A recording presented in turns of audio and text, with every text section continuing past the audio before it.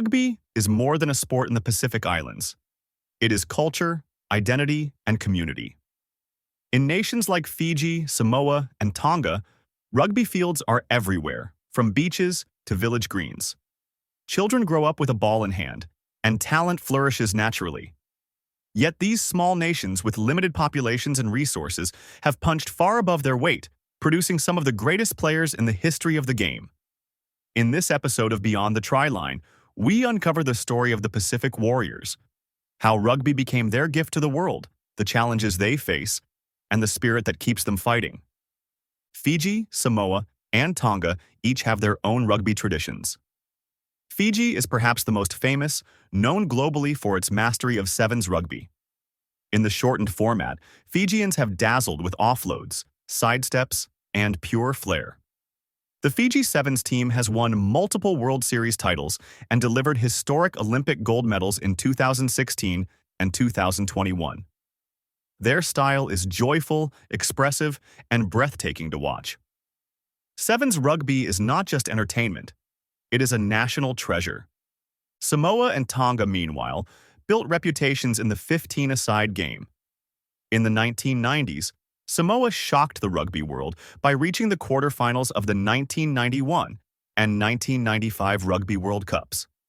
Players like Brian Lima, known as the Samoan Terminator, became legends for their fearless tackling. Tonga, too, earned respect for their physicality and passion. The sight of Tongan players performing the Sipitao war dance before matches remains one of rugby's most powerful images.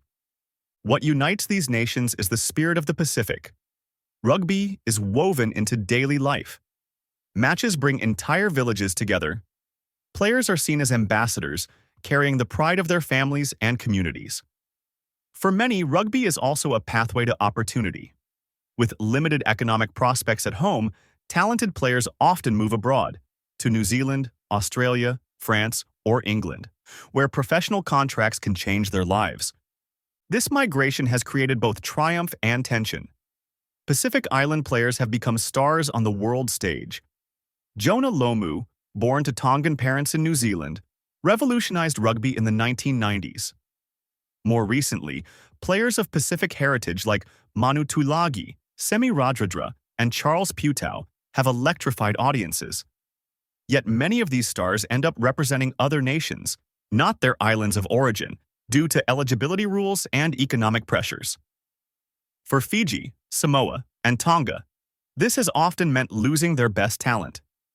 The financial challenges are immense.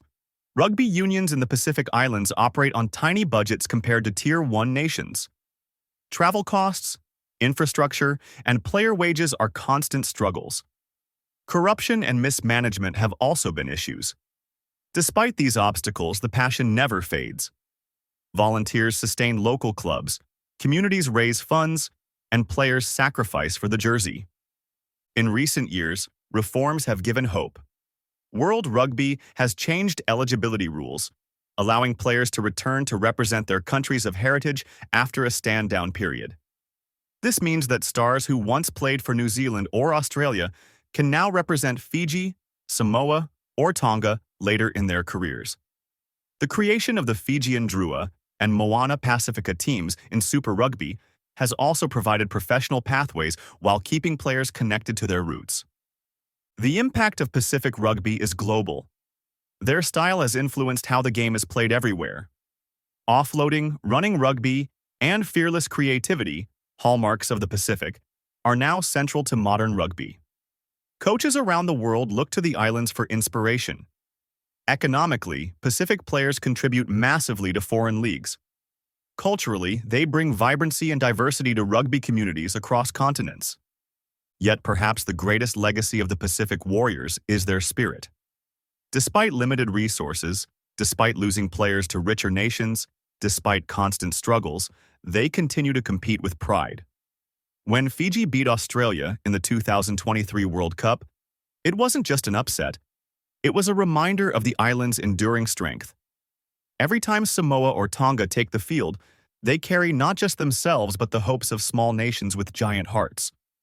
Behind the try line, the story of the Pacific Warriors is one of resilience, joy, and identity. They remind the world that rugby is not owned by the richest or the strongest. It belongs to those who play with passion, community, and love for the game.